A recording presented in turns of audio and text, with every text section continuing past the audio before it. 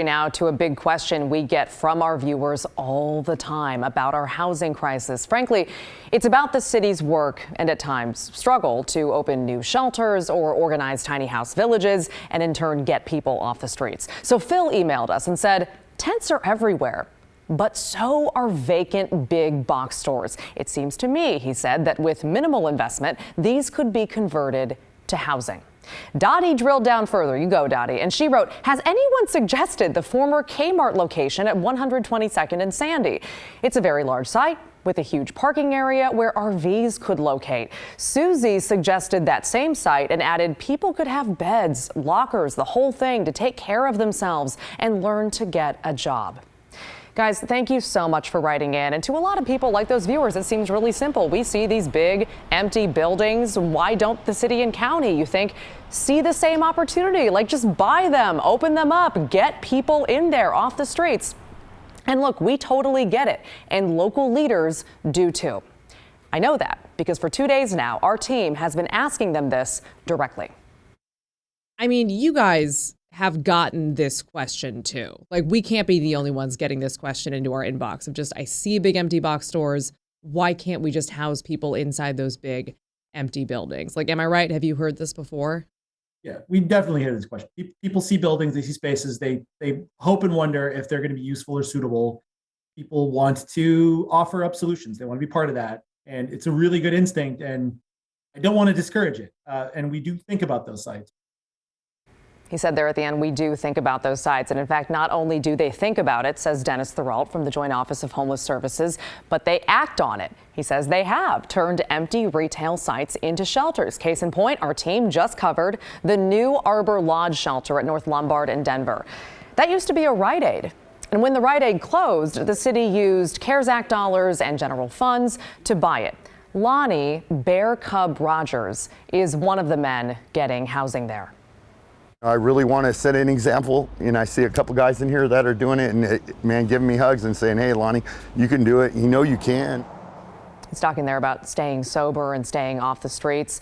The city and county also did the same thing with the now Laurelwood Center. That one-time grocery store near Southeast 61st and Foster opened as a permanent shelter in 2019. But again, I know, we get it. Those kind of little guy examples, they're not the same as this giant empty Kmart at 122nd and Sandy. Like, it's huge. So why beat around the bush? Okay, a lot of you wrote in about this specific building. So let's drill down. If you look up that building on portlandmaps.com, it shows the owner is RFC Joint Venture and HFK Realty Park.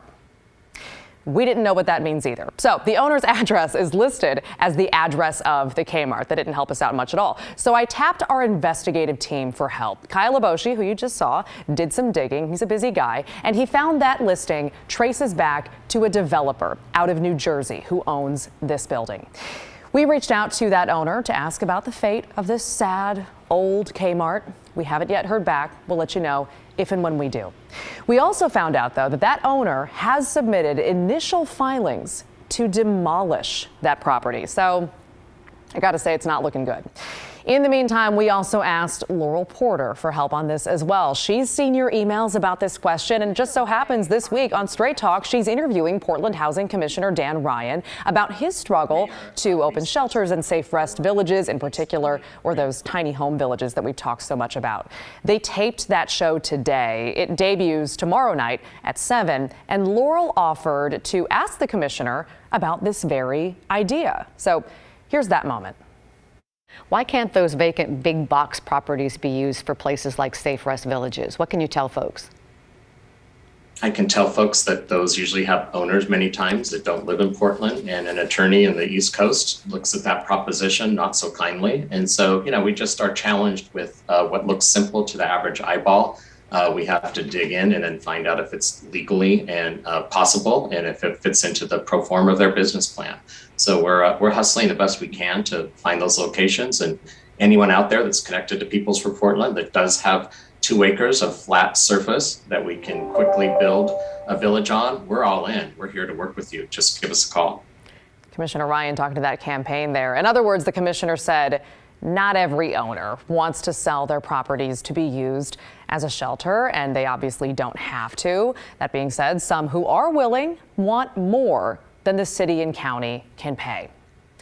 So in the case of that abandoned Kmart, let's go back to Portland maps. The market value you can see there is listed at $5.9 million. That's before any renovations that officials say it may very well need. The Rite Aid, by comparison, was purchased for less than half of that. Both the joint office and Commissioner Ryan said in particular they have looked into that Kmart property and it's just not feasible. So sorry, former Kmart shoppers, they say, but they add, thank you for the idea.